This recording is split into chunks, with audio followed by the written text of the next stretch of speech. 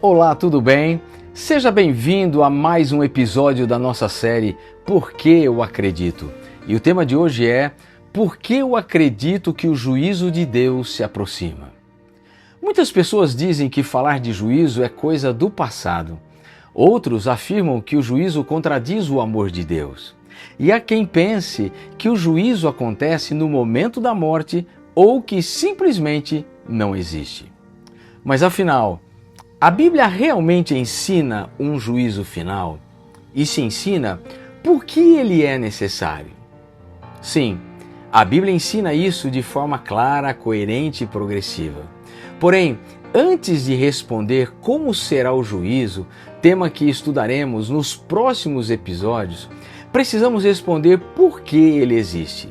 E eu quero apresentar a você hoje duas razões bíblicas porque eu acredito que o juízo final de Deus existe. E no próximo episódio eu vou apresentar mais três. Primeira razão, porque a Bíblia diz que a própria criação aguarda o juízo. No livro de 1 Crônicas, capítulo 16, verso 33, nós lemos: Então cantarão de alegria todas as árvores do bosque, porque vem julgar a terra. Talvez você esteja pensando, como assim? As árvores do bosque se alegrarão porque Deus julgará a terra? Deixa eu explicar rapidamente para você. Essa é uma linguagem poética e teológica, não é uma linguagem zoológica ou botânica. E isso não diminui o peso do texto, pelo contrário, amplia o seu significado. 1 Crônicas 16 é um cântico litúrgico com forte paralelismo poético, muito semelhante aos Salmos. Na poesia hebraica, a natureza personifica verdades espirituais. Elementos criados representam realidades maiores. Por isso, o texto não está dizendo que árvores têm boca, voz ou consciência moral. Ele está dizendo que a criação inteira será beneficiada pelo juízo. Na Bíblia, árvores, montes e mares frequentemente representam a criação como um todo, simbolizam vida, ordem e equilíbrio, refletem o impacto do pecado no mundo natural. Para reforçar o que eu estou dizendo, quero apresentar a você dois versos. O primeiro está em Isaías 55, verso 12, onde nós lemos: Os montes e os outeiros romperão em cântico diante de vós, e todas as árvores do campo baterão palmas. O segundo é Salmos, capítulo 96, versos 11 e 12.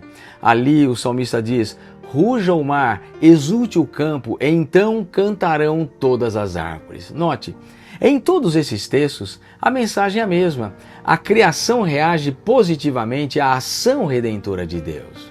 Segundo a Bíblia, o pecado afetou toda a criação. Não apenas o ser humano, a natureza sofre sob os efeitos do mal.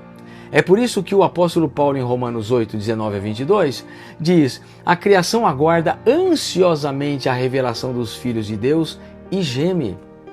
É por isso que 1 Crônicas, capítulo 16, verso 33, nos ensina que o juízo não é apenas humano, não é apenas espiritual, ele é cósmico e restaurador. Se até a criação celebra, o juízo não pode ser apenas terror. O juízo de Deus trará restauração tão profunda que toda a criação será beneficiada. Sem o juízo final, o mal nunca teria resposta definitiva. Se Deus é amor, Ele não pode ignorar eternamente a injustiça. O juízo é a maneira divina de restaurar a ordem moral do universo. Segunda razão, porque o juízo revela a justiça e a verdade de Deus. Em Salmos 96:13 nós lemos: Porque vem julgar a terra, julgará o mundo com justiça e os povos com a sua verdade. Aqui a Bíblia deixa claro como Deus julga: com justiça, com verdade, sem arbitrariedade. O juízo bíblico não é emocional, vingativo ou imprevisível. Ele é coerente com o caráter santo e justo de Deus. O Salmo 96 é um salmo missionário e escatológico. Ele chama todas as nações a adorarem o Senhor, exalta a glória de Deus entre os povos e culmina com o anúncio do juízo. Isso é teologicamente decisivo.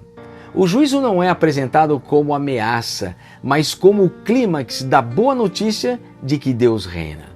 Se o juízo fosse apenas condenação, ele jamais seria celebrado em um cântico de louvor.